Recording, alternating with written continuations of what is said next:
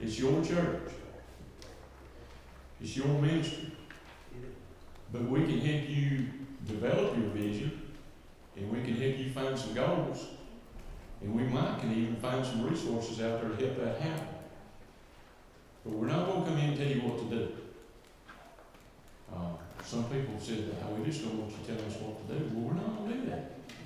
But we will work and help you get to where you want to be if you just take that opportunity. So here's Steve. All right. This is the hardest part of the day. All right. And I realize that. We just ate real good. All right. Everybody's going to be kind of lagging a little bit. All right. So if you hear me clap really loud at some point, it's just because I saw somebody fall asleep. Okay. You don't look around. I don't want you to know who it is, but I just make sure everybody stays awake now. Hey, so here's where we're going to go the rest of this afternoon. We are going to spend some time now moving from what we're developing in people to how to develop them in those areas. Okay. So we're going to spend some time here for the next few minutes talking about how to do that. I'm going to hit 3 key things that need to be happening, 3 key contexts for the development. And then we're going to talk through this 4-stage development process that, I don't think it'll be a surprise to you. If I was to say, and there's one thing I don't want you to miss, it's hard for me to narrow it down because I think it's all really valuable, all right, but I'm a little biased. But this is the thing right here that we're about to talk about that I think is far less common and obvious. Right? We talked about character, competency, and capacity. I think those things are really obvious. It's kind of on the nose. There's nothing surprising about it. These next 3 elements that I'm going to talk about for the context for developing people, I think are quickly forgotten and rarely used. Okay? Because we think about them as just things maybe that could be happening, but we don't really prioritize them. Okay? And the 3 things that we're going to talk about here as we talk about now how to develop leaders are this: relationships, opportunities, and culture.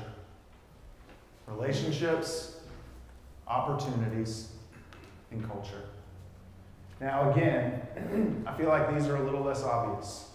And when we consider development, usually we're thinking about, what's the book? All right. What's the system?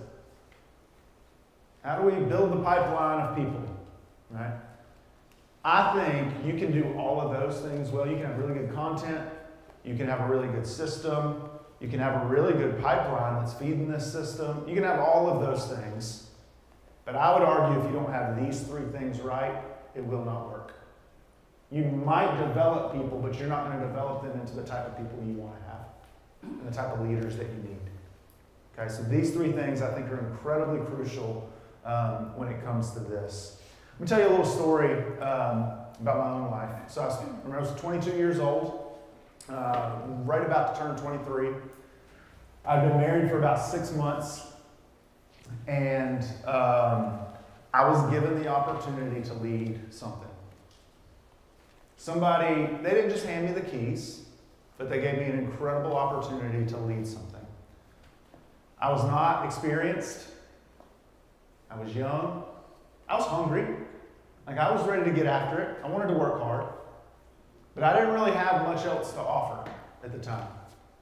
I was working around people who were really experienced.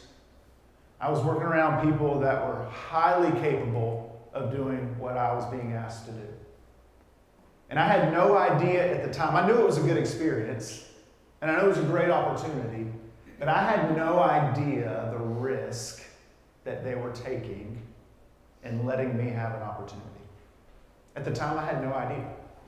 Looking back, I think had I known how big of a risk they were taking on me, I probably would have kind of clammed up a little bit and got nervous and felt the pressure of it.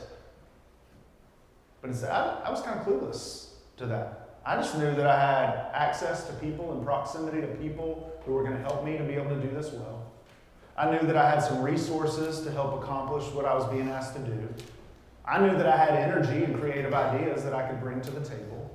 I knew that I had, again, access to people who could really shape me. I also knew that I was going to get feedback. I knew that people were going to correct me when I was wrong. I knew that people were going to steer me in the right direction if I needed some counsel or when I went to them.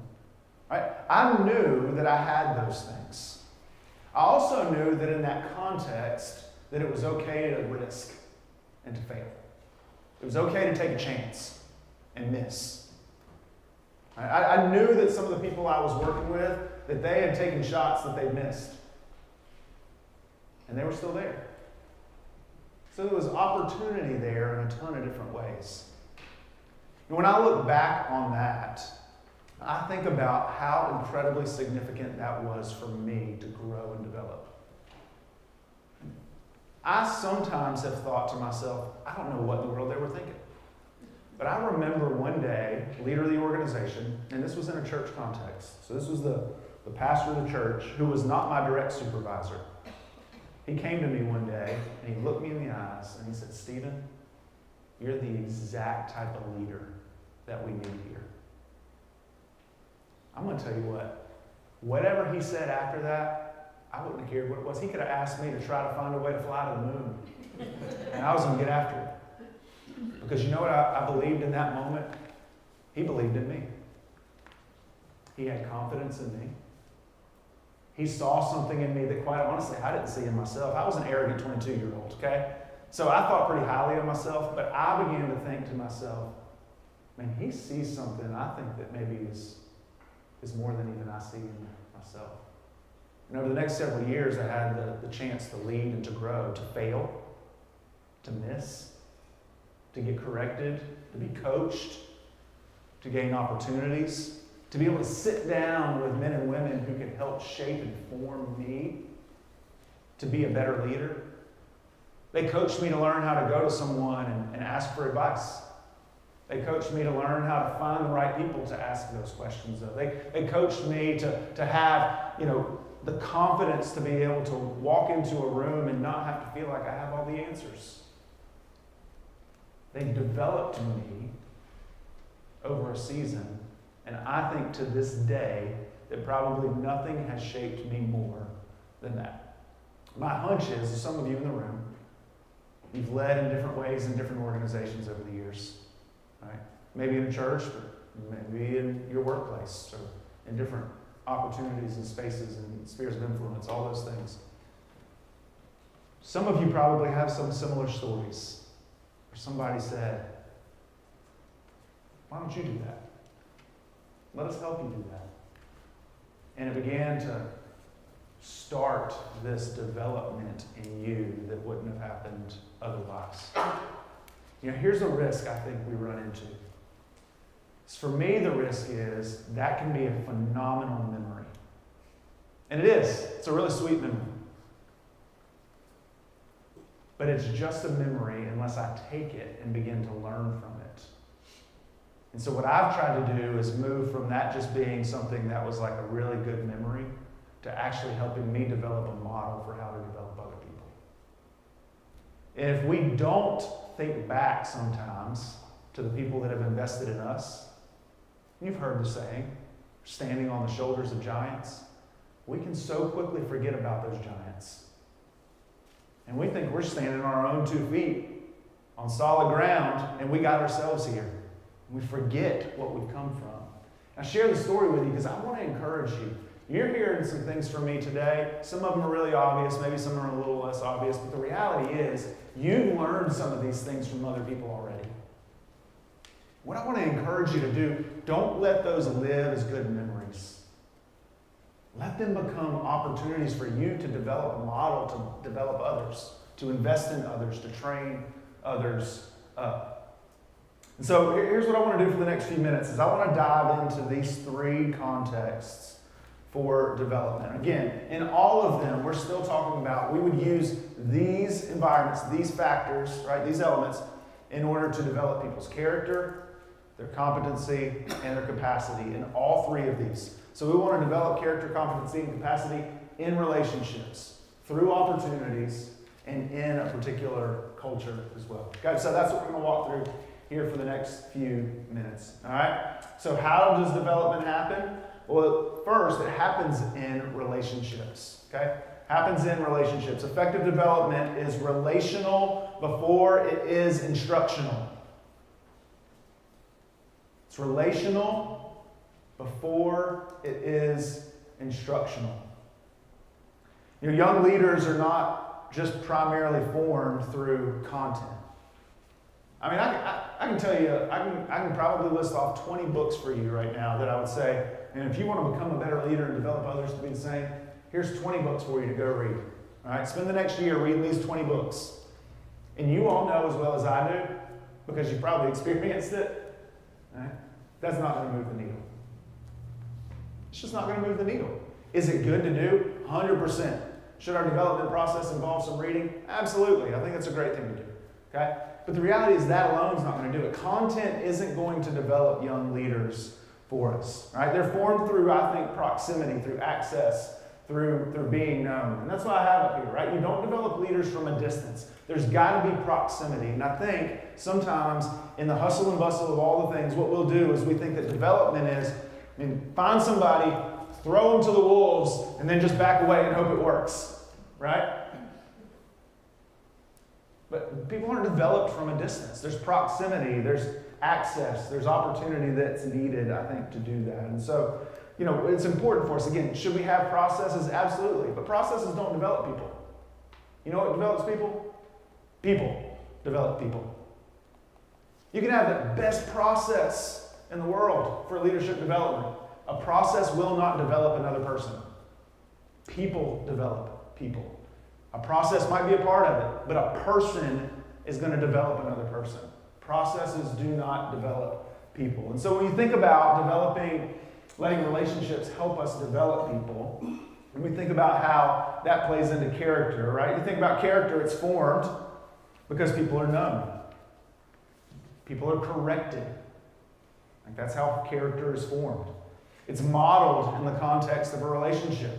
I think this is one of the reasons people don't let relationships drive development is because they don't want people to be like them.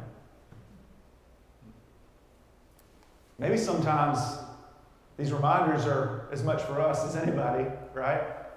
But man, am I modeling the things that I'm asking of people? How many of you have had, maybe I shouldn't ask you to raise your hands.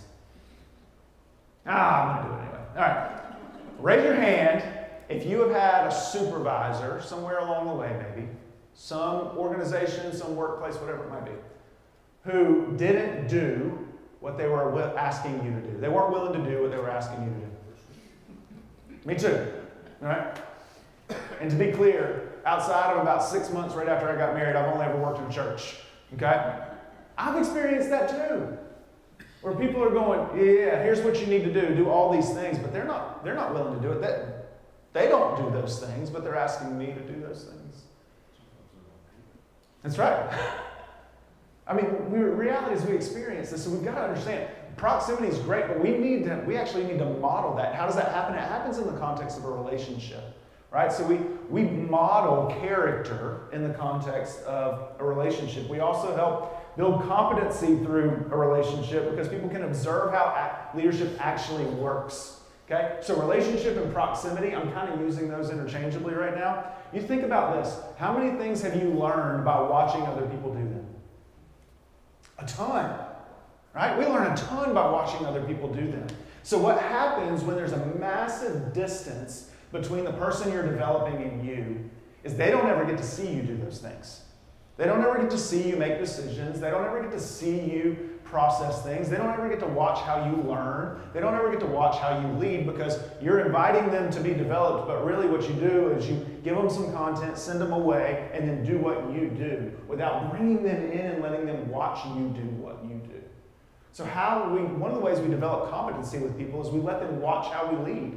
We model it for them as well.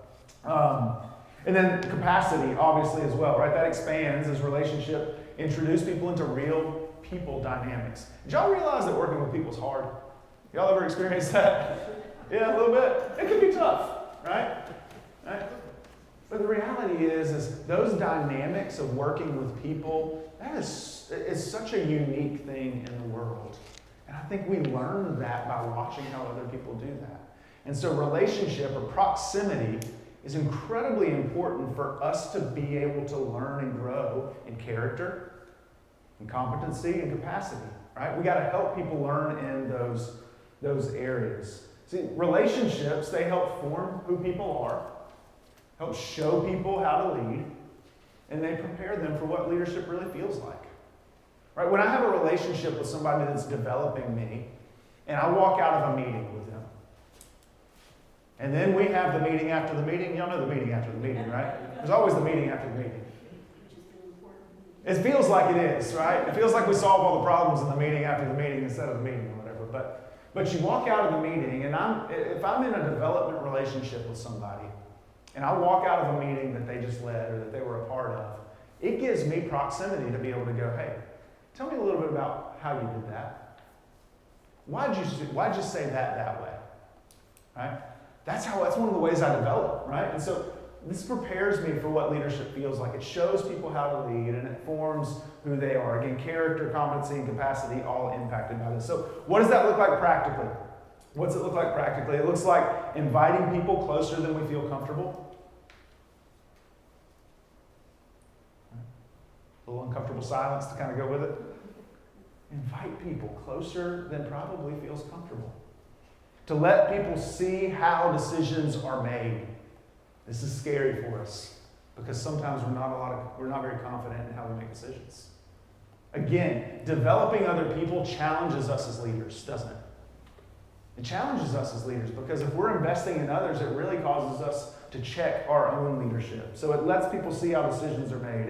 It allows them to observe both strengths and weaknesses of leaders that are developing them. It also, those relationships give opportunity for real conversation instead of just kind of instructions, just task-oriented, direction as well. And so one of the contexts that's incredibly important, and I think it's maybe most important, and I would say this too, in some of our other workshops we've done, and I've had a chance to be with you, we've talked a little bit about generational things. Here's what I would say. I think that younger generations deeply are longing for a relationship with somebody. So much is fake in their world. Right? So much is just, it's not real. They're longing for a relationship with somebody. And so if development doesn't incorporate relationship, if it doesn't include relationship, it's just one more hurdle to get them engaged. But man, if relationship is a part of your development process, not only are you speaking to the younger generation, the reality is we all have a desire for that. Because God wired us with a desire for a relationship. Right? And so relationships are valuable because we're made for them, but they're also valuable because they give people proximity. And it's really, really hard to learn and develop without proximity to people who are already there, who are a little bit further down the road, who have learned things that you haven't learned yet.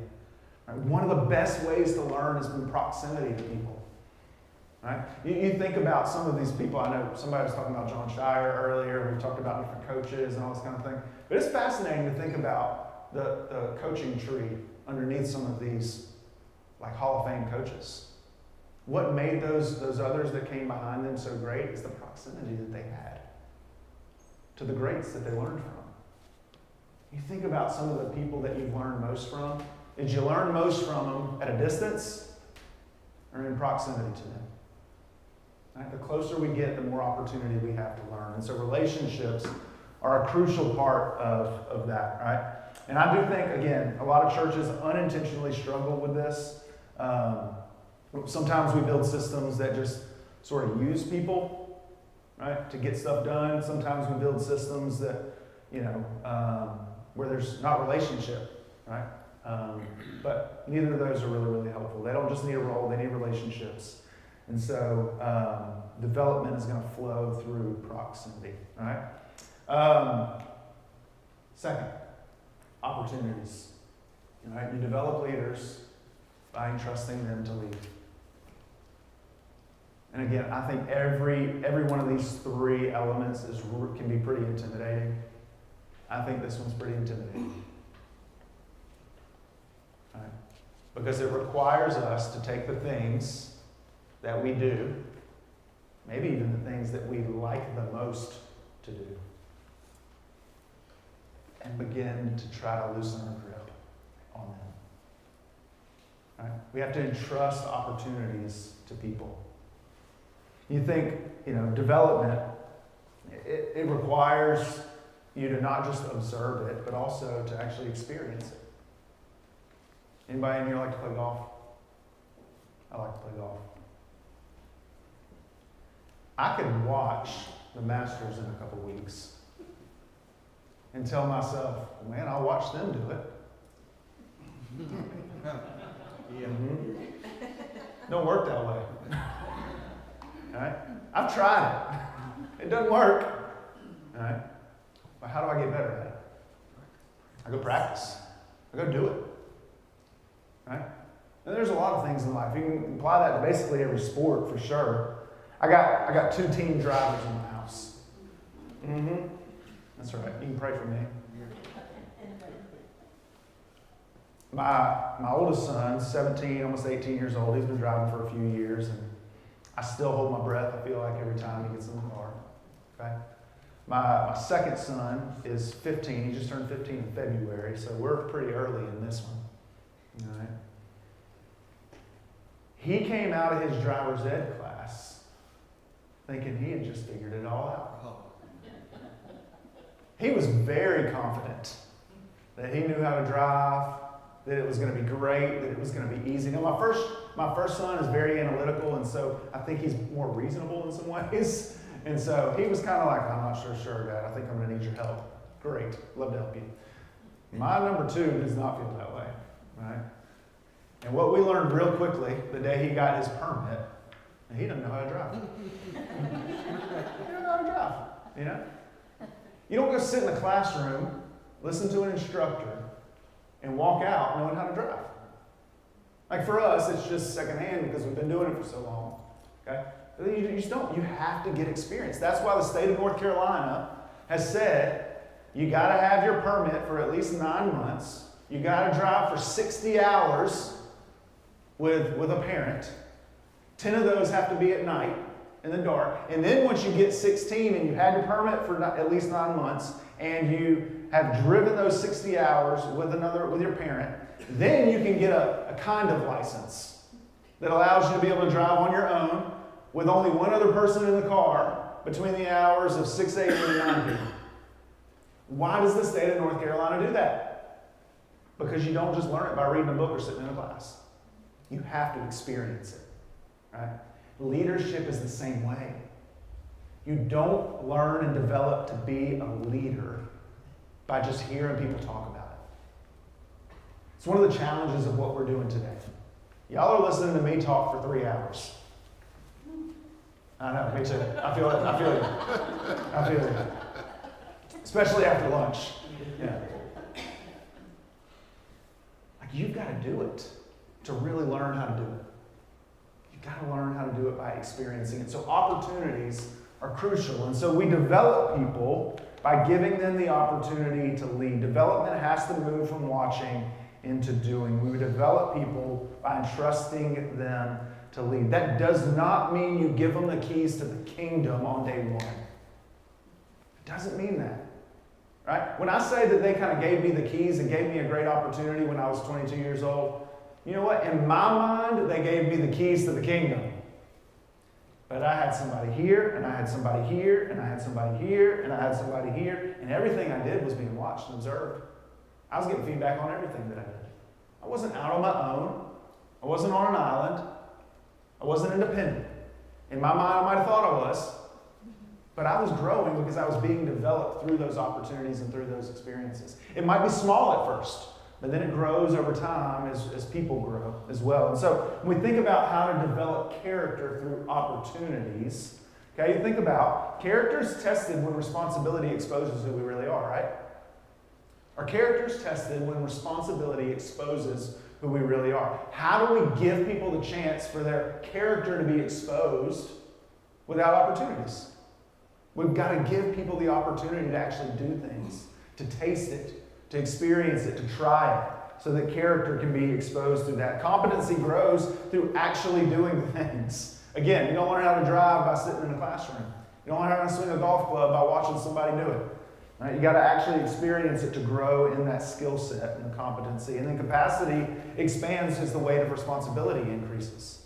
right? That happens through opportunities. It happens through experiences. And so what I want to do is I want to give you something maybe common to some of you. You may have seen something like this before, but what I'll call a trust curve as a way to give people opportunities, okay? Because again, remember, we're not throwing people in the deep end. We're not just giving them the keys to the kingdom. We want to give them opportunities, meaningful experience, but we want to do that in a wise way. So I want you to think about this like a bell curve that never comes down, okay? Here's what I mean by that. All right? So you give people a chance to observe, okay? So they begin to have a chance to observe. They watch you do things, and then they assist you in doing things. Then they begin to own something kind of small and more reasonable. Then they own something more. And then what happens is you get to the top of that bell curve, and it picks up with the next person because they begin to do it for somebody else. Right? Sometimes we talk about this in a cycle. You know what the problem is with a cycle? It never goes anywhere. Right? So I like the visual of thinking about it moving like this with a bell curve kind of shape and then catching another wave beginning when they start developing somebody else and doing the exact same thing. Somebody observes what they do, they assist them, they own something small, own something larger, and then that person catches another wave. Does that make sense? So I call it a trust curve because what you're doing through those experiences where they observe you, they assist you, right? They own something smaller than larger. What you're doing is you're building trust with them. You're giving them both the opportunity to prove that they're trustworthy, but you're also building trust with them because they get to see that you're giving them more. I think about with my own kids. I know I use a lot of illustrations with my kids, but I spend a lot of time with my kids and I care about them. I like them a lot, all right? The reality is with my kids, what happens is the more responsibility I give them, the more they know I trust them. Okay? So we're a little bit, I don't know, we're kind of like, feels like caveman parents sometimes because we're a little bit slow with some things and how we kind of release technology and whatnot, access to our kids and whatnot. But what's amazing to me is how excited my kids get when they get a little bit more opportunity, a little bit more responsibility, a little bit more freedom. It's amazing to watch it, right? And then you get to learn a lot about them through the process too. I get to learn whether or not I can trust them through that. And they trust me more because they see that I'm giving them more. Right, it's this beautiful thing that sort of works together and feeds one another. And so I think this trust curve opportunity is important when we think about opportunities. And so here's a tension that I think we have to acknowledge in this too, is that we know that if we move too fast, this can be a disaster. Right? We know that. Okay? But here's what I would encourage you. Don't let the fear of the disaster keep you from moving people down the trust curve.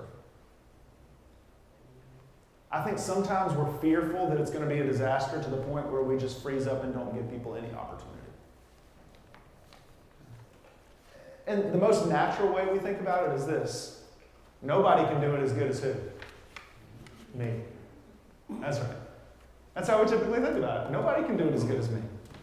And so we're like, well, man, if we give them this, it's going to create more work for me, which is probably true. Or is that a risk you're worth taking?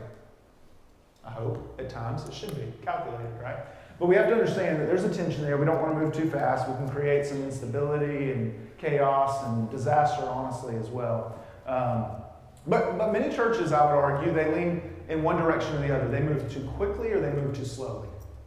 Right? We move too quickly by just going, here you go do it, see you later, hope it goes well. Please don't come back anytime soon to tell me that it's not going good. Right? Right, we move quick.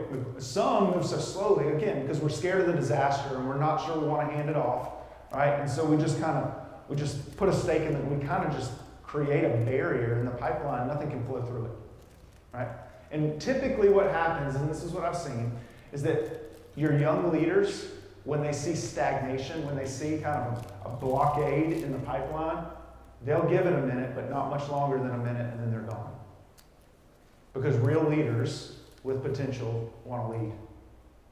Real people that are hungry, they want to do. They want to go to work, right? And so we've got to give them that opportunity. I think churches have a tendency to do one or the other. We're too quick or we're too slow, right? And so we've got to be careful managing that. The responsibility is not given in order to test talent. It's given, right? It's entrusted to people to confirm that they're developed. How do we know if people are developing or not without giving them opportunity? We've got to understand that the way to know if they're growing is to give them opportunity. Is it risky? Totally. But what your confidence has to be in is not just your ability to develop them. You've got to have a degree of confidence in what the Lord's doing in them too. Right? Everything we do is kind of it's a co-work, if you will. Right?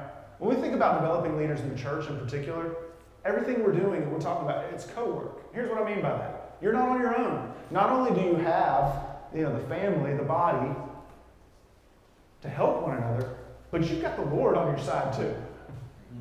Right? Like you're not on your own in this co-work. So we've got to have a degree of trust in the Lord, not just in ourselves and our ability to develop people. We've got to have a degree of trust in the Lord as well. All right? So young leaders, they don't just need ideas. They don't need hypothetical leadership experiences. They need real opportunities. Real opportunities. They need relationships, right? Proximity to people where they can learn from so they can grow in character, competency, and capacity. And they need opportunities in order to grow as well. The third context or element of developing leaders is they need a culture. They need a culture. Because culture is what's going to determine what grows. What determines whether or not stuff grows in your garden? The context in which you grow it. There's work you can do. You can water it. You can feed it with fertilizer. But if you got bad soil, how's that going to go? Pretty poorly, most likely. Right? If you got animals coming after your stuff at night, how's that going to go? Probably not good. You're just going to be frustrated. The context in which we try to grow things matters. The context that we try to grow things in, it really, really matters. And I think this is probably, of these three things, I wouldn't call it the most important thing, but I would argue that it's the least common thing to think about when it comes to developing leaders. The culture that we're developing people in, it matters tremendously. Right? We replicate in young leaders what is cultivated in our culture. Right? Whatever we're cultivating in the culture, what we celebrate, the way that we talk, the way that we think, the way that we express things, the way that we show things, all of that. And in particular, I'll say it again because it's really important. What we celebrate in our culture is going to be cultivated. Okay? And whatever our culture is celebrating is ultimately what's going to be replicated in the young leaders in our organization or in our culture as well. All right, so formation, it's going to be sustained. If we develop people, it's going to be sustained by the culture that we create. We can have relationships, we can give opportunities, but if the culture doesn't support development, it will not last. So you could be really helping people grow by giving them proximity and having healthy relationships in your development process. You could be opening up, flinging wide the doors and giving people opportunities. Okay? But if the culture of that context is unhealthy, right, there's a problem. Okay? Because all of a sudden you're developing leaders who are going to turn out like that culture. That's what grows, right? Is what's cultivated, is what's celebrated there in the culture. And so culture, just to clarify this, because that's a word used in a lot of different ways. What culture is it helps us, it answers questions like, is it okay to fail or not? And culture is going to answer that question. Is feedback normal or is feedback avoided? Is feedback secondhand or firsthand? Does it come to me through somebody else or does it come to me from you? Right? That's going to help, that's going to influence culture. Is development, is it expected or is it accidental? Are you have a clear plan? Like, do you have a process for how you want to develop people? People see these things, right? Is authority really clear or is it confusing? Like, is it really clear? Who's my supervisor? who's leading me to become a leader?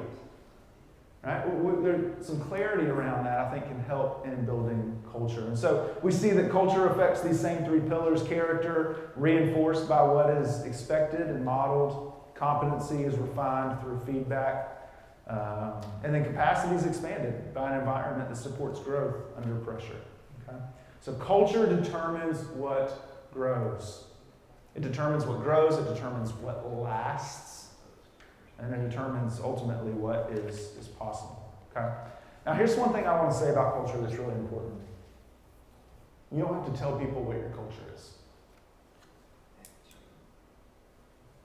In fact, I've seen it happen where people tried to describe their culture to people, and it was more ideal in its description than it was in reality.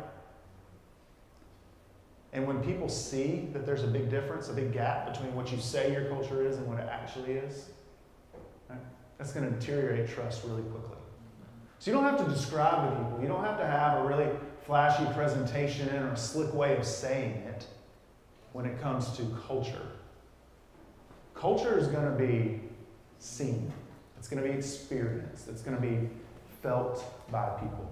Right? So if your culture avoids hard conversations or if it protects comfort over growth, right? Anybody in here like to have that conversation with somebody about how they can improve on something they just did? Yeah, that's a hard conversation to have. None of us want to do that, right? But there's a healthy way to do it. And there's a helpful way to do it. And people don't grow at times without some of those things, right? If your culture does that, if it protects comfort over growth, if it rewards performance instead of development, if we only reward performance, right, that's going to create a particular type of culture, which is, if you can do it, you're great. And if you can't, there's no hope. But if development is what's being celebrated, if that's what's being rewarded, right, it develops a different type of culture. So development's going to be a struggle if that's the thing. But if your culture, if you value faithfulness over just kind of fancy flash kind of stuff, if you normalize feedback in a healthy way, if you encourage growth by giving people responsibility, if you create clarity around and who do I look to, who do I work with, who do I go to find help, I think then formation becomes a little bit more natural. And so reality is a healthy culture is going to make development common and repeatable. Common and repeatable. So let me kind of put a bow a little bit on this section of how development happens, okay? Think about it this way. How does development happen? Relationships that shape our competency, character, our capacity. Opportunities that stretch character, our competency, our capacity. And culture that sustains, right? Character, competency, and capacity. When these are happening, right, we can actually do some real development. And we're focused on, we're going to focus on their character, their competency, their capacity, but we're going to do it through relationships, through real meaningful opportunities, and by building a culture that promotes the health of these things. That's when development can happen. Now, what this is not is like 10 steps to your next pastor. Okay? That's not what I'm giving. This is not like 6 quick fixes. This is, I think, more holistic than that. Like these are essential elements to a development culture in a church. If these things don't exist, and I would say, I can't speak as an expert in places other than churches. I would say that this is probably true in any organization. Right? Why do people want to work for GE or hire people from GE for years and years and years? It was an incredible company. And it started at the top. Right? People looked at Welch and were like, this man is a genius. But people weren't looking to hire Welch. They wanted to hire people that were down in the system. Why? Because they knew the culture that those guys and those women had been developed in. Right?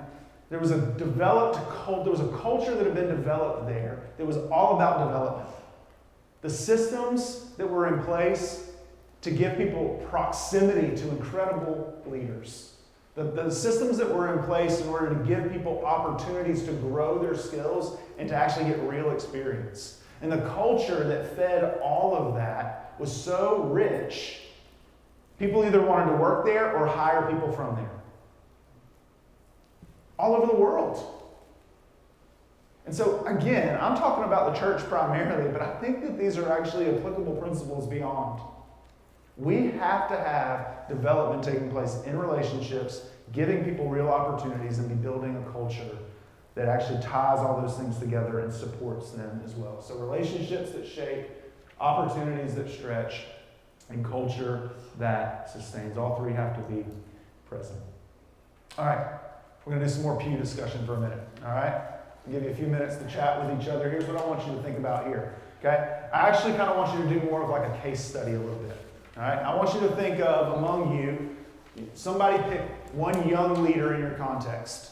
Okay? One young leader in your context. And this is what I want you to think about. In the relationship category, are they close enough to be known and to be formed? Do they have proximity? Or are they mostly functioning at a distance? So thinking about that relationship element.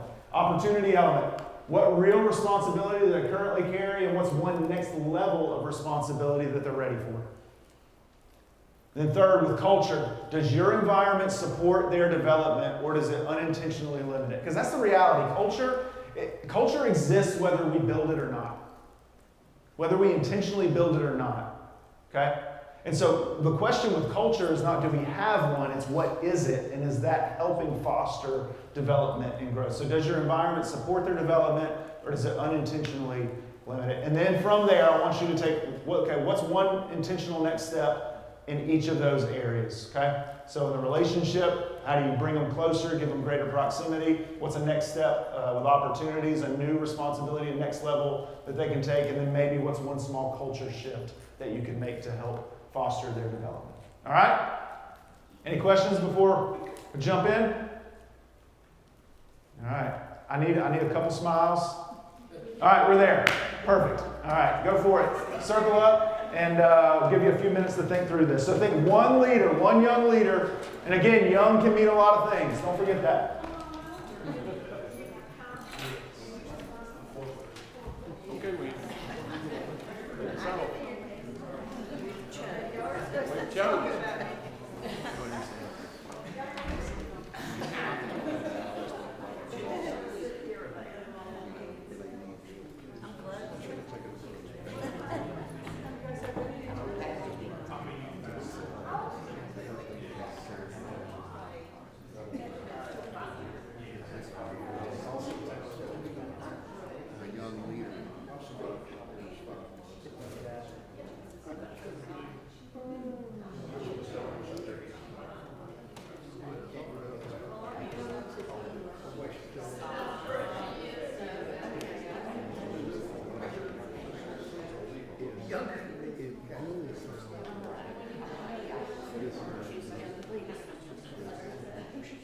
You feel the last year has been somewhat of that for you?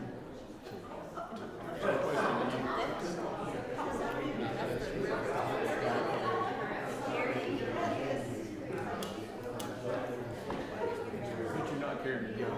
You got it.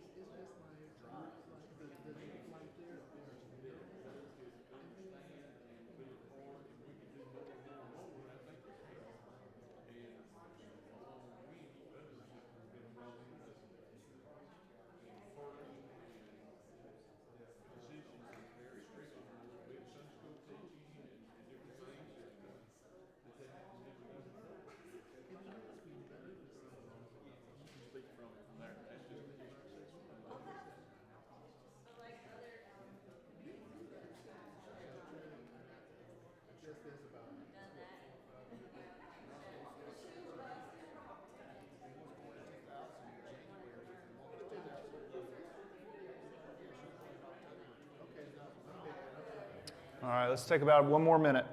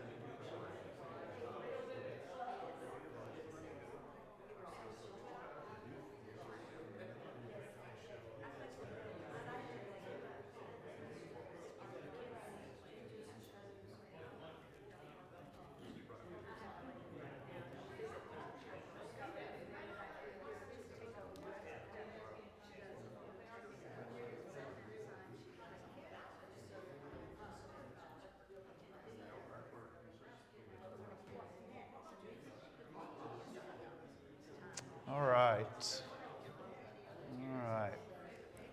Sounds like some good discussions, some good conversations. I'm eager to hear some of them. So maybe a couple groups that want to share and kind of walk through some of your discussion here and what you saw from the relationships, opportunities, and culture, that kind of analysis, and then a next step for each of those elements.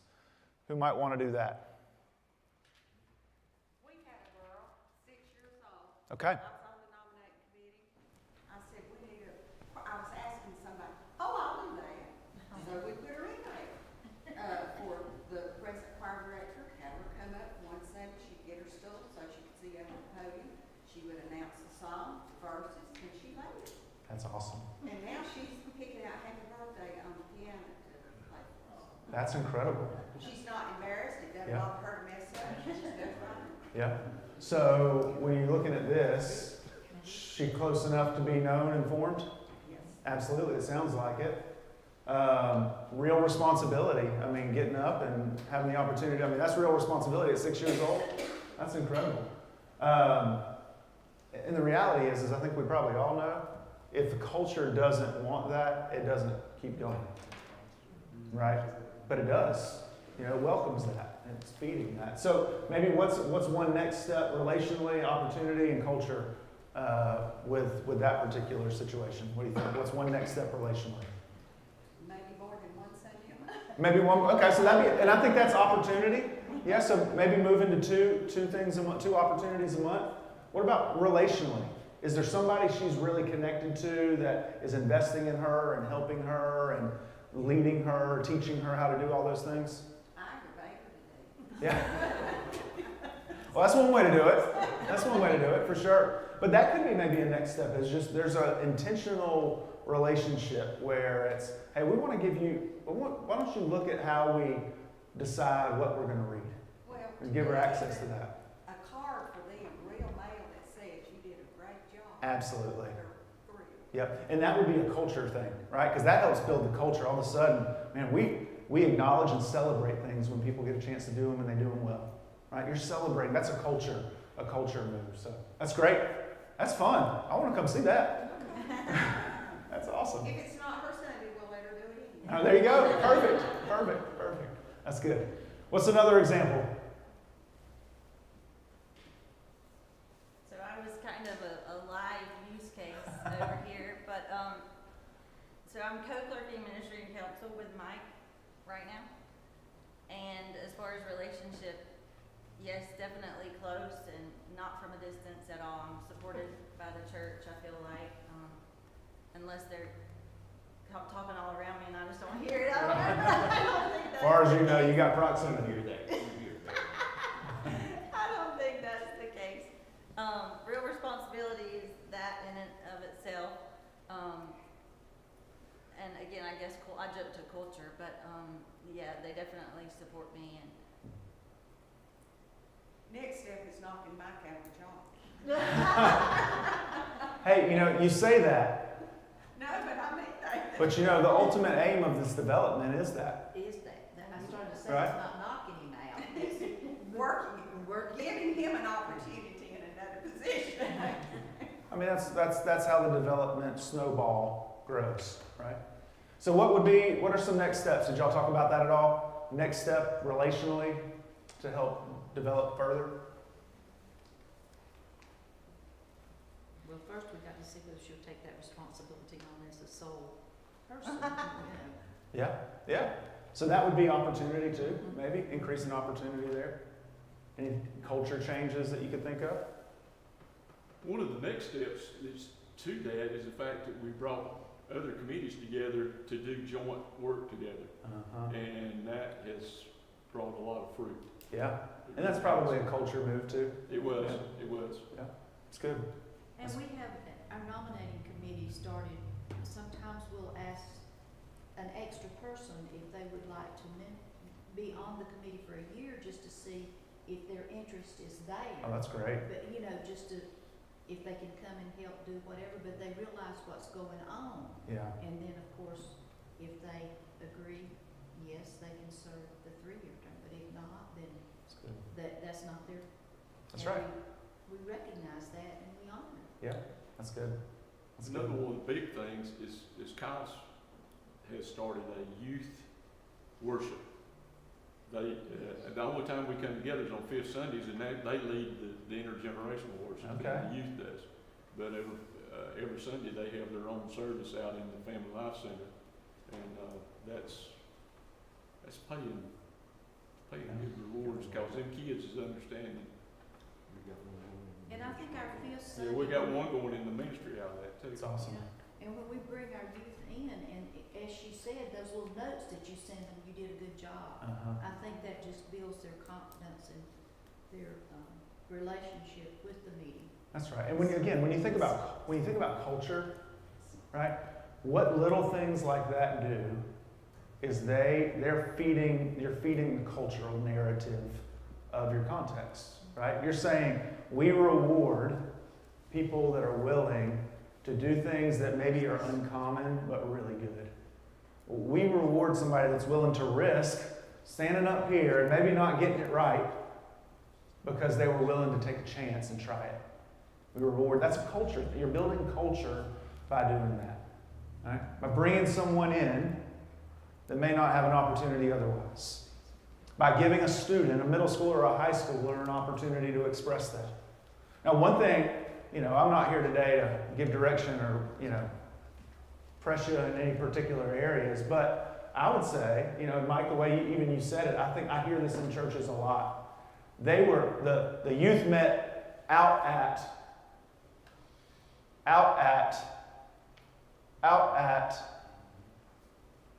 why don't they meet in?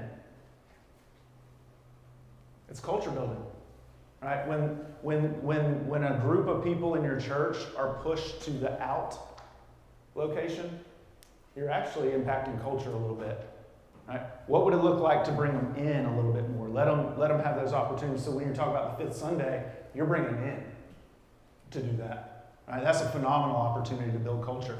Bringing them in, let them lead, let them have that experience in, rather than at a place physically. And it seems crazy, but language really does a lot when it comes to culture. When their primary context is out there, that's where they feel like they live. When their primary context is in here, doesn't mean this physical room. That's not what I'm talking about. But when we use the language of they met in here or in the whatever rather than out at, you feel the difference in that a little bit? It's a culture thing. Right? Culture shaping. And so that's some of the stuff that happens there. The one thing I would say I heard a little bit in both of these, and I don't know if this is true in the others as well, but like really thinking about, I'm thinking one area of growth maybe, could be for some, intentional relationships that are designed to develop these people. So the opportunities, it sounds like those are happening, which I think is phenomenal. I think that's great. The cultural things, notes, and giving students and others opportunity to lead and doing these things where groups are coming together and doing things collectively. That is all. I think there's some good things happening, it sounds like, on opportunities in culture. But the relationship, giving people an intentional relationship designed to help them develop. So letting that 6-year-old girl have somebody she knows, this is the one I'm going to learn from. Once a month, she's going to sit down with me for 30 minutes, and she's going to tell me everything that I need to know about how they do this and why they do it and when they, all of the things, or have an opportunity to and sit down and have an intentional relationship, somebody investing in you going, hey, if we want to go this way down the road, here's some of the things you can be working on and growing in now to be effective at that down the road, those kind of things. So that intentional relationship, I think, would be one area I would really encourage, because I think sometimes it's easy to just pass by. We think that the proximity and the opportunity, sometimes just being in the room, whatever, and those are good and helpful things, but I think the intentional relationship could be good too. Any other thoughts or feedback on some of the conversations that you had? One other thing we thought of was asking that new person, what else do you need? How do you feel it's going? That's good. What can we do to help you? Getting their feedback. Absolutely. And having like set times that we check in with. That's phenomenal, because what you just did is you told that person, we care what you think. That's culture building, that's trust building, that's huge. That's phenomenal. I love that. I love that. Brent, I think I saw you. Did I see your hand? Now that we're talking about how to do these things, I have a friend who had a very desirable, even enviable characteristic. He organized his day and schedule. He went to work 30 minutes early every day, and he wrote thank you notes. That's awesome. It was awesome what that man did for years. Wow. And you get those thank you notes, and occasionally I'd get one. And it just means a lot to you. It does. You receive a note that is always handwritten. Yep. Just did a great job. Building culture, developing relationships. That's right. So now that we know it, oftentimes we don't find the time ourselves to do it. That's right. It was intentional. That's right. Yep. One of the biggest barriers to any development process, plan, strategy, whatever it is giving time to it. Absolutely. That's good. Really good word, man. That's good. Any others? Any other thoughts? All right. Well, let me ask you this. Do y'all want to take a quick break, or do you want to press through and keep going? Press through? How about this? Let's do a 2-minute break, and that we'll kind of meet in the middle there. Does that sound good? 2-minute break, and then we'll keep going. We'll start in 2 minutes. So if it takes you a little longer than 2 minutes, we're going to keep going anyway. All right? We're gonna land by 3 o'clock at the latest. Yep.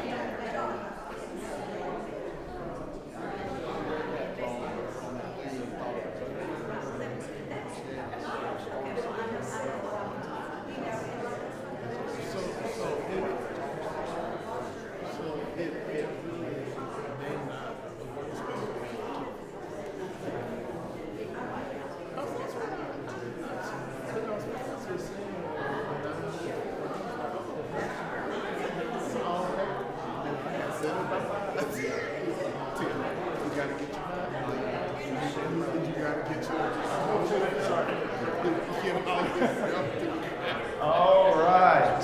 All right. I have to confess, I said 2 minutes and I would start, and I think it was about 3.5. So. It's right. Take note of it.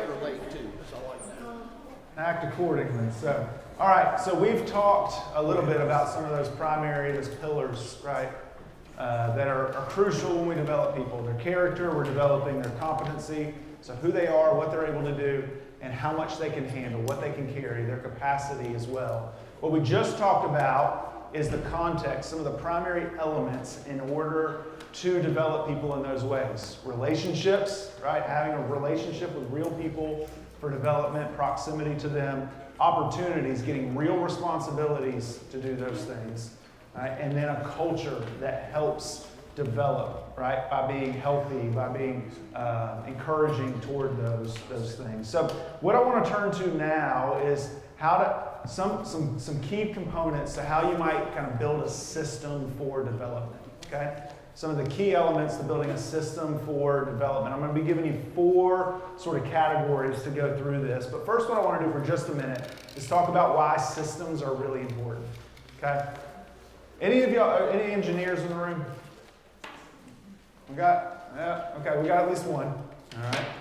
Anybody ever built furniture that you bought at the store? Yeah, you're an engineer too, then. Okay. The reality is systems and processes, most people really don't like them. Okay. But I'll tell you what, if you aim for nothing, you're almost always going to hit it. Okay. If you aim for nothing, you're almost always going to hit it. And so a system, a process, what it does is it doesn't, again, people develop people, processes don't develop people, but what it does is it gives you a structure for those people to grow in. Right? It gives you a structure for those people to grow in. And so I think in part, as we talk about building a development pathway, a development pathway should be clear. People should know where they're at and where they're going. It should be repeatable. Somebody should be able to take that, we'll call it a playbook for lack of better terms, and be able to run that play. It should be repeatable. Okay? It should be able to happen with multiple people. It should be owned. There should be clear ownership of this process. Like somebody needs to own it. What happens to things that aren't owned? They just disappear, right? They just magically disappear. Somebody's got to take ownership of it. And then it also needs to be evaluated. Another scary thing for us, sometimes in the church world in particular. Because the reality is we have really good memories and emotions that are attached to things that we've done before. Okay? So sometimes evaluating those things is a little bit intimidating for us, but it's good for us to do that, right? And so a development pathway, it needs to be clear, it needs to be repeatable, it needs to be owned, and it needs to be evaluated, right? Now, when we think about this, you all know it, you've seen it, right? In a business world, without a clear plan, probably isn't going to go really well. And I'll put this up here real quick and I'll mention it when we move on, but hope is not an effective system for development. Okay? It's not a good system. It's just not. All of us in this room share that we have a hope that the next leaders in our context will be developed. That is really good. We should all be burdened by that. We should all want that. We should all hope for that. But hope in and of itself is not a system. And so what we've talked about is what we're developing in people, how to do that through relationships and opportunities and through culture. And so now what we need to do is, okay, how do we structure this so that it actually happens, okay? Because the danger is without a pathway, development's usually going to be random. And it's ultimately not going to be even happening, most likely. Okay? So without this, it's going to be pretty empty. All right? So what I want to do for the next few minutes is I just kind of want to walk through a 4-stage development pathway that you could use to help identify where people are at and where they need to go next. Okay? Because at the end of the day, that's what a process does. It helps you identify where someone is and where they need to go. Okay? Where they are in character, in competency, in capacity. And because of that, where do they need to go next? The how to, that's what we just talked about, through relationships, through opportunities, okay, through culture. That's how we move them to the next one. Right now, what we're talking about is what is the next? How to identify where they're at and what's next for them. Okay, so I'm going to give you one way to do this. There's a lot of ways to skin this cat. Okay, there's a lot of ways to. I'm going to give you one way that you can look at it. All right, and so it starts with what I would say is stage one, which is somebody is a participant. All right, they're being observed. They're present and they're being observed. Again, that's what we're not talking today about how to get people there. Right? We're talking about how to move the people that are there. Young leaders aren't just young in age, right? They're young in experience and otherwise. And so a participant, when they're at the stage of participant, they're being observed. They're present, they're learning, they're being watched, right? Probably more than they realize. Right? You ever sometimes feel that way where you see somebody and you think you got a little bit of potential and you find yourself, you kind of keep looking at them and keep looking at them and then you make that awkward moment where there's eye contact and they're like, why are you looking at me? And you're not sure what to do with it. Here's what I'm going to tell you. When you have that moment, go talk to them. The moment you make eye contact, go talk to them. If you see something in them, and you know because you're kind of watching, and then they look at you while you're watching, go straight to them. Because what you're going to do in that moment is you're going to breathe so much life into them by saying, you know what, I see something in you. You probably noticed that I was looking over there. Well, it's because I see something in you. Could we grab coffee and talk about that sometime? All of a sudden, they went from being present to having potential. And not just in your mind, because they already went there in your mind. All of a sudden, they've gone there in their mind. When the head of the organization came to me and said, you're the kind of leader that we need. In my mind, I wasn't just present. All of a sudden, I had potential. So when they're a participant, you're watching. You're seeing what's unfolding. You're watching what they do. You know, when it comes to character, you're looking. Are they faithful? Do they keep showing up? Right? Are they faithful? Are they teachable? Are they consistent? You're thinking about their competency as you observe them. Right? Do they have a basic understanding of how things work? Here's what I would say. Don't get hung up on competency. Don't get hung up at this point on competency. Because it'd be quick to go, it'd be easy to say, and I see quickly that they can't do X, Y, or Z, and so all of a sudden I can write a narrative in my mind that says they'll never be able to do X, Y, or Z. Well, I don't know that till I have some proximity, right? And so don't get too quick on competency, but you can see some of their basic understanding. And then capacity, right? Like, can they handle a small commitment? You begin to see those things. You observe those things, right? You learn about them. So how do we develop them during this season as a participant? Well, we begin to know them personally. Relationship, right? So in relationships, we begin to know them personally. We learn a little bit about their story. You know how powerful it is? Not only when you say, I see something in you, but when you say, I want to know you. Tell me your story. Tell me a little bit about you. Where you come from? What's your life been like? How long have you been around here? What brought you here?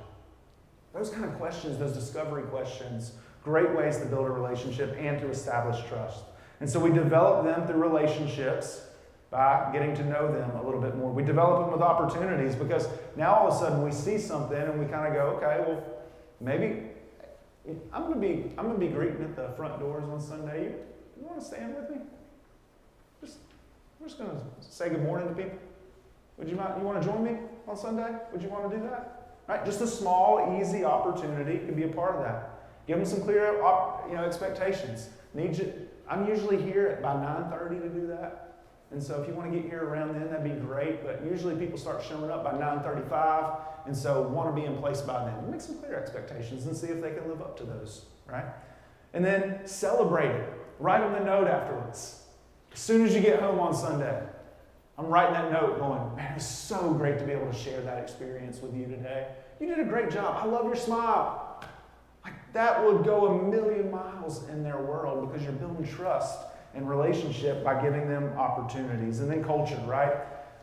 Some clear expectations of faithfulness there. You show them how much you value their consistency. You show them how much you value them just showing up. All of that stuff helps to build culture. So that first phase of a development pathway could be participant, where you're observing a lot of things about them. A second stage of that would be what I'll call an apprentice, okay? Someone that's being developed, right? This is where they move from not just being present or even having some small opportunity. All of a sudden now we're moving to where we're trying to develop them very intentionally. They're being developed on purpose. It's intentional, right? They're moving a little bit closer to you. They're no longer just attending, no longer just showing up, but now they're beginning to learn how to lead because you are being intentional about helping them learn how to lead. This is where I think we get a big breakdown in the process sometimes. As we see people, we give them some opportunity, and then we kind of move away and hope that it goes well. Instead of doing that, we need to give them opportunity. Is this more work for us at times? Yes, but leadership development is work, right? We're not trying to fill a gap now. We're trying to build the future. It's going to be more work now, okay? And so instead of just giving them the opportunity and moving away and hoping it goes well, instead I'm giving them opportunity and then I'm talking with them about it. I'm giving them opportunity and then I'm coaching them on it.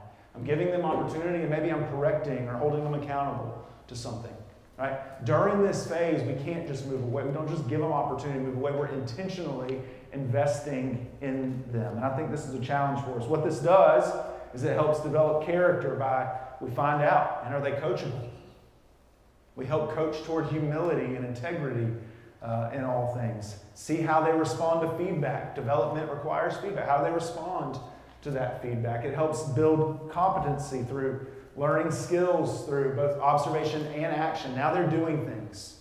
And so they're learning how to do things, and you're coaching them on those things. And then capacity, they're beginning to handle responsibility, but are they able to do that consistently? And you can see through that, you begin to develop their capacity as well. And so how do we do it? Through relationships, okay? Through relationships, increased proximity. Again, we didn't just give them a new role and back up and then check in on them occasionally. Right? We give them a new role and we move toward them as we give them the role. Right? So there's increased proximity. There's regular conversations. It's scheduled.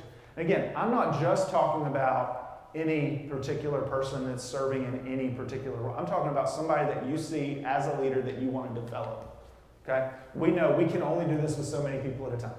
Okay? So I'm not talking about every single volunteer. I'm talking about somebody that you go to and you say, and I see something in you, I want to give you opportunity, and I want to actually meet regularly with you every other week. And I want to give you feedback. I want to coach you on this. I want to hand you more opportunity. I want to be really intentional with this process. And so those relationships are formed, increased proximity, again, direct feedback, conversations, opportunities. All right? They're assisting you. They're maybe beginning to help you with some things, assisting you in your leadership. They're owning different pieces of this. They're trying things knowing that they may fail doing them. Scary. Okay? But in this stage of development, where they're an apprentice kind of idea, we're intentionally developing them. If everything you give them is easy, they're probably not going to grow that much, right? You know how you stretch something that's elastic to kind of create more space with it? The way you help someone grow is force them outside of what they currently can do. How do you learn math? You add another theorem or component or whatever. I don't know. I went to NC State. I don't know anything about math, but most people that go to NC State do. But I majored in communication, so I was in all the classes with football players, and not in any of the engineering or math classes. But yeah, we give opportunities, knowing that they're going to try, they're going to fail, and we're going to help them learn how to adjust when they do. Now again, I want to be clear. When I say fail, that's a word that we throw around sometimes to mean some major things. I'm not saying like, yeah, give them a try, knowing that they're probably going to morally fail. That's not what I'm talking about, right? But if we say, hey, I really want you to lead that greeting team next Sunday. All that means is you're going to show up a little bit earlier, make sure everything's where it needs to be, the bulletins are ready, and then if there's somebody else new that's going to be serving this weekend, and I want you to help show them what to do, all right? And they get there, and they forget to get the bulletins out on time, and the first 4 people that show up didn't get one, all right? That might be the failure. Or they go to help the new person learn how to do it, and the person asks them a question, and they go, well, you know, I don't really know. I think it's this, and they're wrong. You know, the bathroom's to the right instead of the left, and they told them the wrong thing. You know, that's the kind of failure I'm talking about that you can help people learn from and adjust. Okay, does that make sense? I'm not talking about moral failures. Make sure I'm really, really clear on that. So we're giving people opportunities where they can grow like that. Culturally, the way that this is impacting culture, feedback, they're beginning to see that that's normal. Growth is expected, right? Because we're inviting and helping feed growth in their lives. And then where there are mistakes, they're processed, not punished. It's not just punished, not just a slap on it. It's processed so that we can learn from it as well. Okay? All right, this is where a lot of leaders are lost because, again, we give tasks, but we don't develop intentionally. I would say that probably the biggest jump for a lot of people, in the church world in particular, but larger than that, is going from developing people as a participant to an apprentice. Because I think people live in the participant that stage for a lot longer than we like to admit. Because we don't do the intentional development with them as well. All right, so we're going to move on. The third of those would be that they become an owner. An owner. So they are now entrusted with something. They carry something real. They're not just helping, they're owning. They didn't just fill a gap for you last Sunday by being kind of the leader of the greeting team. They actually are owning the greeting team now. And some of you might think, well, then now what do I do? It's a great question. All right? Go develop them. Continue to meet with them. It's very involved. Find something else where there's a skill or a passion that you've got and start to pour into that. But the reality is again, development is work. And so when you think, well, I've lost my thing, you haven't. Because development is your thing at this point. And you're now starting to invest in them so that they can do this and they can continue then to lead well. And so they're now carrying something real. They're not just helping with it. And so in this stage, when we think about their character developing, right, there's integrity that's starting to show under pressure, right? When they're not going to be able to be here in 2 weeks and they can't find somebody to fill their shoes and they start to feel the pressure of it, what do they do with it? How do they handle that pressure? Right? And so character begins to be revealed more. Emotional maturity starts to be more important as well. Competency. All right? We're developing competency in this owner stage by helping them have the opportunity to lead people, to make decisions. And then we're investing in them, in their capacity by, again, carrying more responsibility over time. And so then we're going to use relationships and opportunities and culture as a means of growing their character, competency, and capacity. So relationships-wise, there's coaching, right? And it's not to say that they can't be your friend, okay, when they become an owner. They can. And they might very well be. But you're really intentionally coaching them, okay? Anybody coached a sport in the room? I know Jeff has for sure. Others have along the way. Jeff, what happens when you try to be somebody's friend as their coach? Oh, gosh. Does it go well? You know, no. It doesn't. I've seen it a lot of times. Yeah. But what's interesting is that the harder you coach them, the closer you get. It's exactly right. It's exactly right. We think these things are so opposed to one another. We can't have a good relationship and be a good coach who pushes people, who helps, correct people, that gets them on. The reality is those things aren't mutually exclusive. They're not opposed to one another. Right? Those things work together. All right? And so, but the focus in this stage is we're not just trying to be, a confidant. We really want to be a coach. We want to help them. We want to correct them where we need to. Right? And so we're doing that through a relationship. We're being honest with them. We're giving them the support they need. We're now beginning to hold their arms up. They're not just holding ours up anymore. Now the tables have turned. Right? And now we're holding their arms up. With opportunities where they've got real ownership, they've got decision-making responsibility, there's measurable outcomes. There can actually be, right, things that we look at and go, that worked and that didn't, all of a sudden, right, through these opportunities that they have. And then culture, right, accountability is something they grow to expect. Ownership is something that they're hungry for more of and actually getting the experience of. And then their responsibility is honored as well, all right? All right, so briefly, let me mention this last stage of it, okay? This is when they become a multiplier, right? A multiplier. They're reproducing. They are developing others now. They're developing others, right? So this is that part on that trust curve, right, where they've observed, they've assisted, they're owning something small, they're owning something large. Now the top of the bell curve, for it to take off again, they now start developing others, okay? We're at the top of that trust curve, and that is starting to curve with a new wave of opportunity because they are developing others. This is the goal. The goal is not, and I want to be really clear about this, the goal is not just for us to develop leaders. It's for us to develop leaders who develop leaders. Right? Again, the goal isn't fill a gap right now. The goal is build the future. What happens if we just focus on the gap is we build the moment. We build the present. What we're trying to do is build the future, not just fill a gap. Okay, so we want to develop leaders who develop leaders. All right, and so we're developing their character. Again, looking at humility now that they've got greater influence. How are they stewarding the responsibility of leading other people? Now, we're looking at their competency and growing them to learn how to develop others, not just leading. All right. How many of you would say, let's take today's conversation out of the equation. Somebody sometime sat you down and said, here's how you develop other people. Yeah, all right, Michael had it. Aaron, couple, yeah, Jeff. The reality is most of us haven't had that. So these people that we're investing in, if we want them to develop others, again, it could be caught through their experience. But why not just give them the playbook?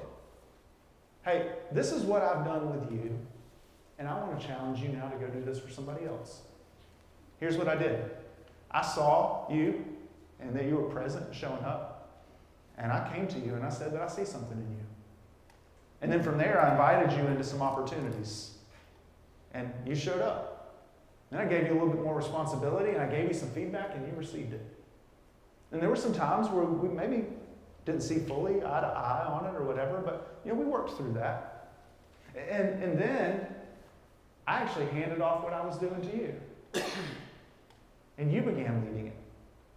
And now what I want to ask you to do is find somebody else to do the same thing in. What you did is you just gave them the play. You just shared with them your playbook and said, not only is my goal for you to be developed, for you to become a leader, my goal is for you to become a leader of leaders, to actually develop other people too. Okay? So many things in our life are assumed. We need to just say things more. We actually need to say things more sometimes. We assume, right? You might assume that because you stepped in when nobody else invited you to lead something or to own something, that somebody else will do the same. But what if they don't? The only way you can control that is to actually invite somebody. Right? Instead of assuming it, take the action to actually do it and to say it as well. Right? And so as we're multiplying leaders, we're helping grow them through relationships. And now they're helping initiate development relationships, and they're doing the same thing there. They're investing in others. Their opportunities are growing because they're entrusting responsibility to other leaders as well. And multiplication is beginning to happen. All of a sudden, the cultural norm can become that we invest in others so that they will invest in others. And we're stating those things, right? A friend of mine says it this way sometimes: words create worlds. Words create worlds. The idea is that what we say, it ultimately is going to deeply influence the culture, right? So why not say it? That development matters.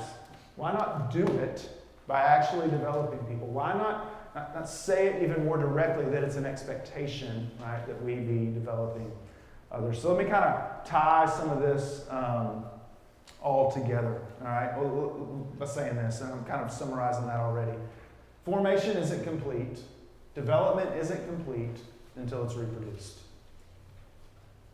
The goal is not to fill a gap today, it's to build the future.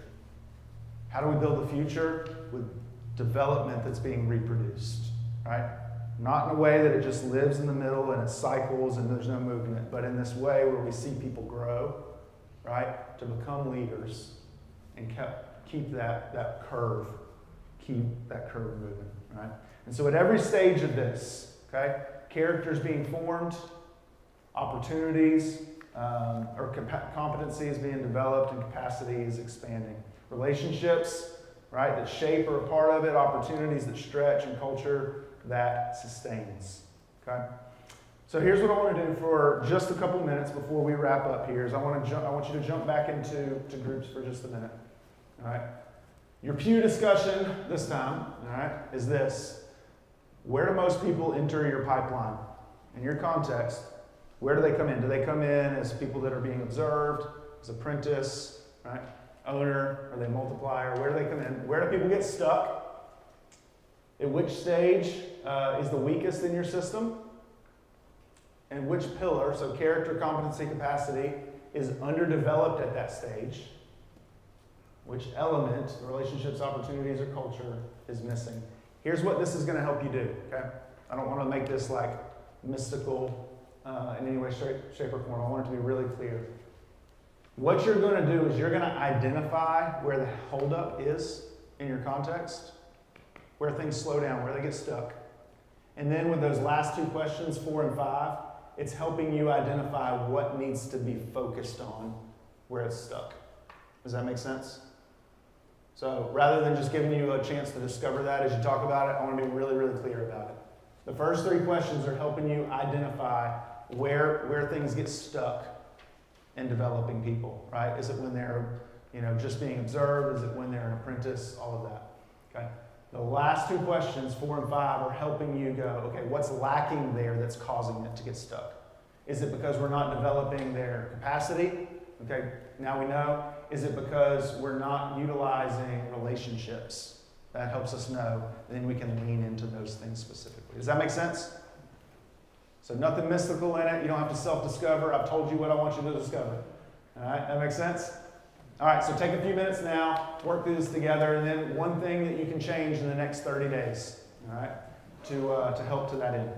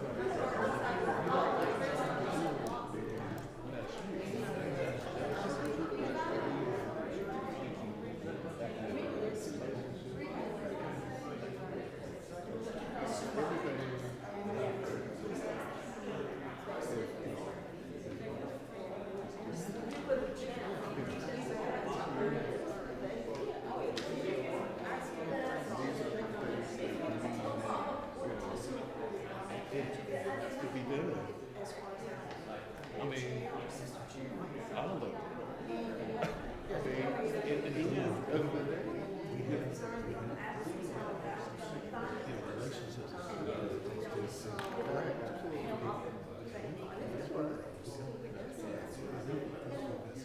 Just, oh, no, no.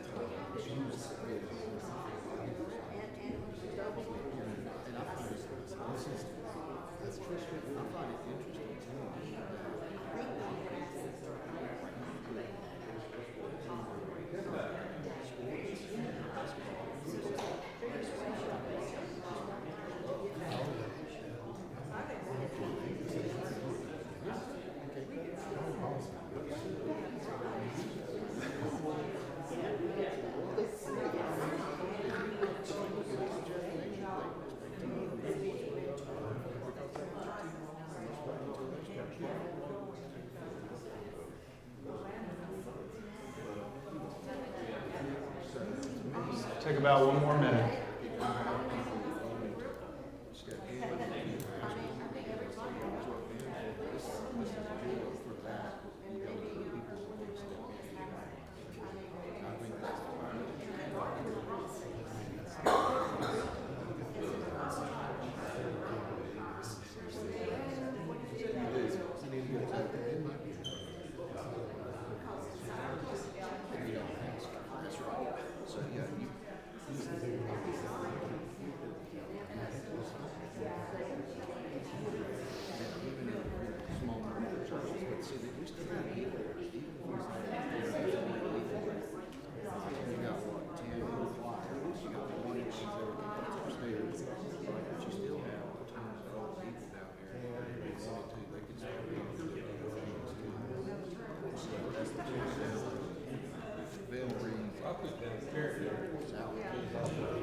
All right. All right. So, who would want to share one change that you'd make in the next 30 days? And I think that will help kind of answer all 5 of these questions. Something that you've seen as you think about your system, about your pipeline, your development process. What's one change that you would make in the next 30 days? Let me ask the question differently, more definitively. What's one change that you will make in the next 30 days?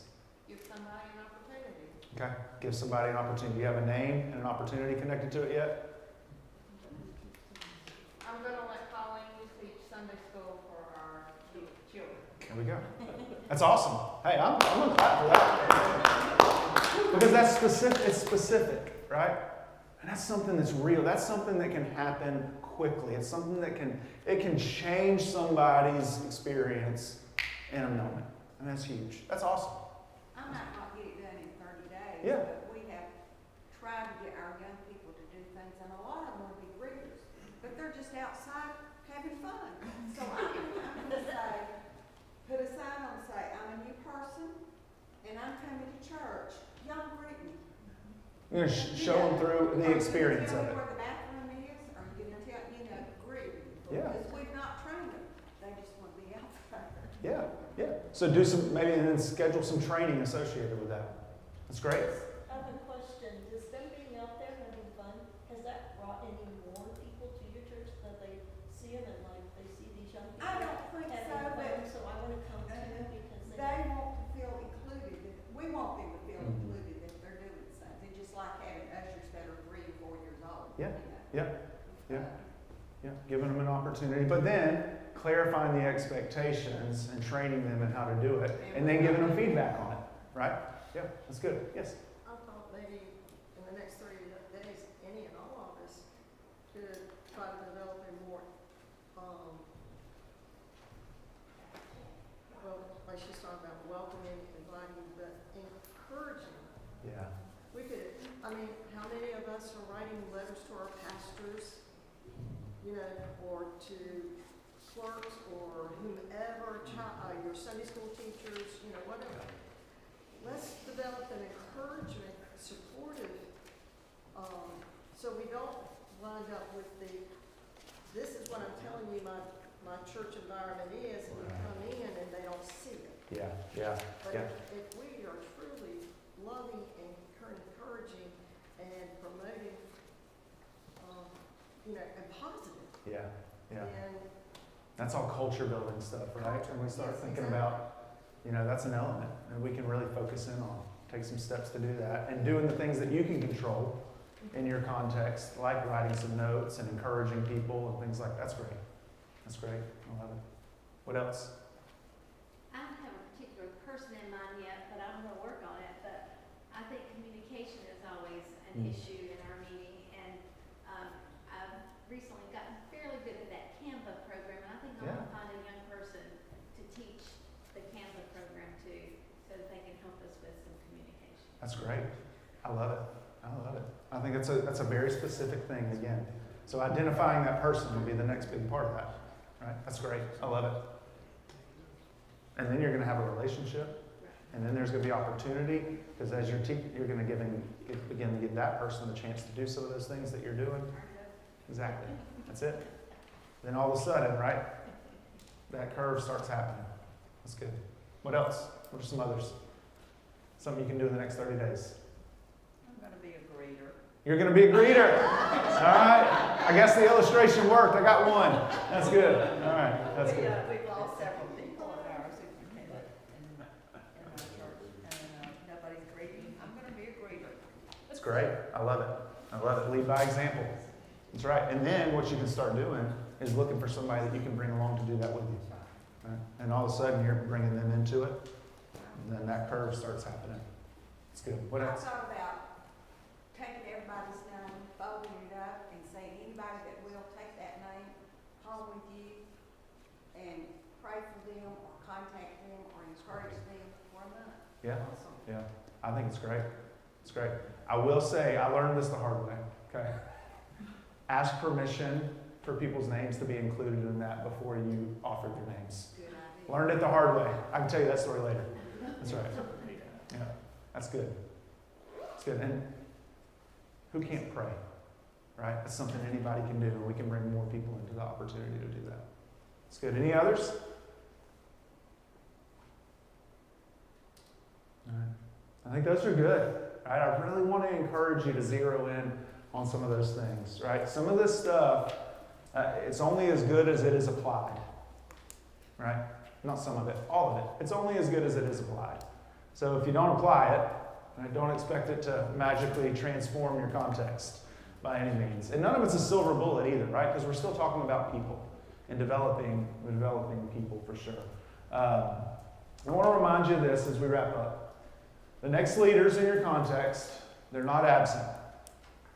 Because the next leaders, the young leaders, it's not just by age. It's not the only thing we're talking about here.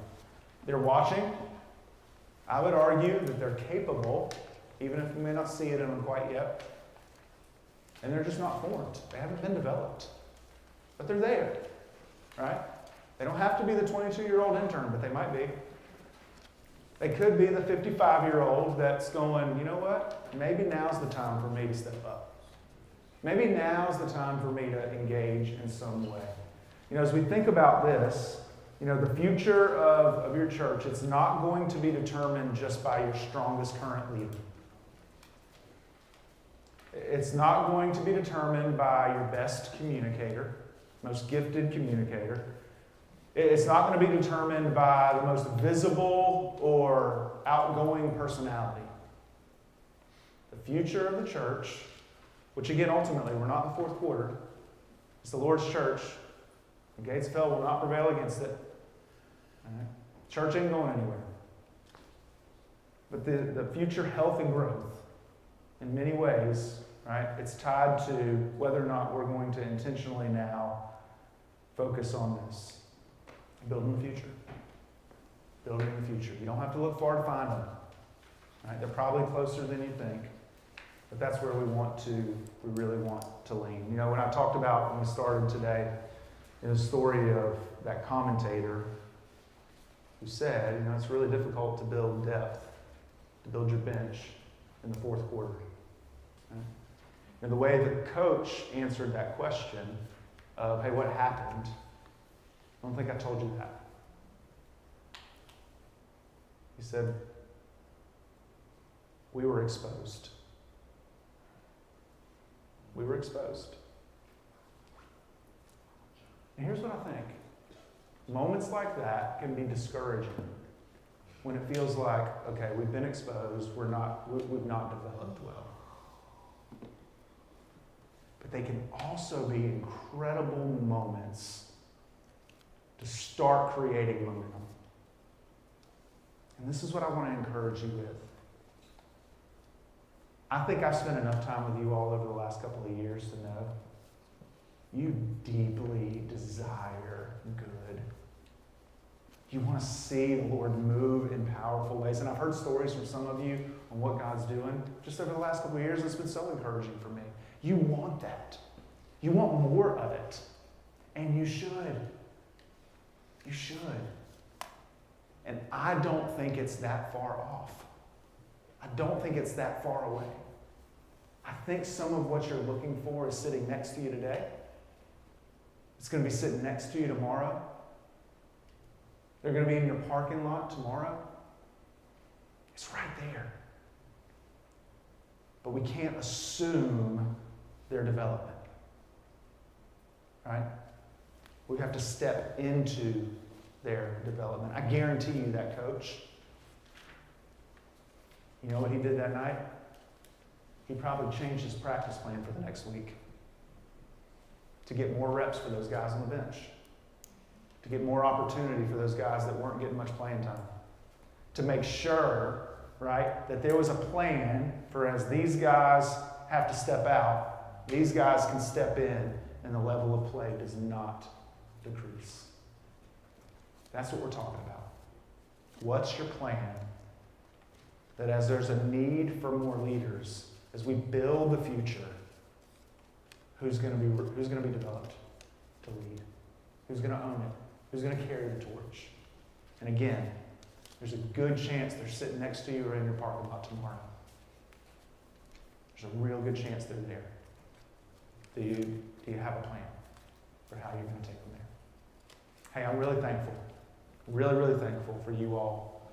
Your kindness to me has been, it is not lost on me that you all are carving out a lot of time to be here on a Saturday.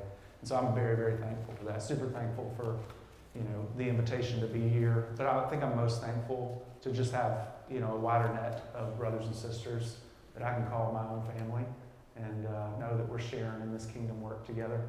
And that, for me, feeds my soul. And so I'm very thankful for you. So thank you for being here today.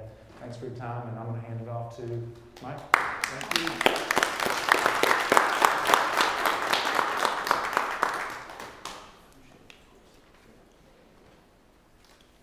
Thanks again for coming. It's great to see each of these meetings here.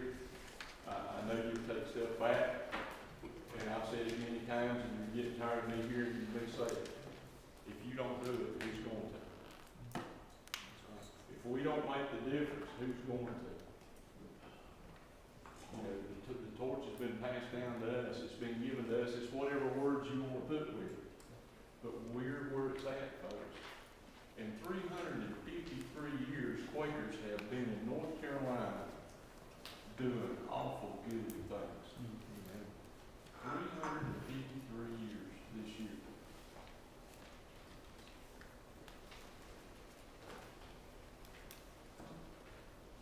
Anybody got anything more to this week? For the next 353 years.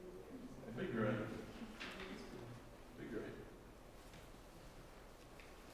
Dave, could you give us prayer for traveling graces and a good service again? Let us pray.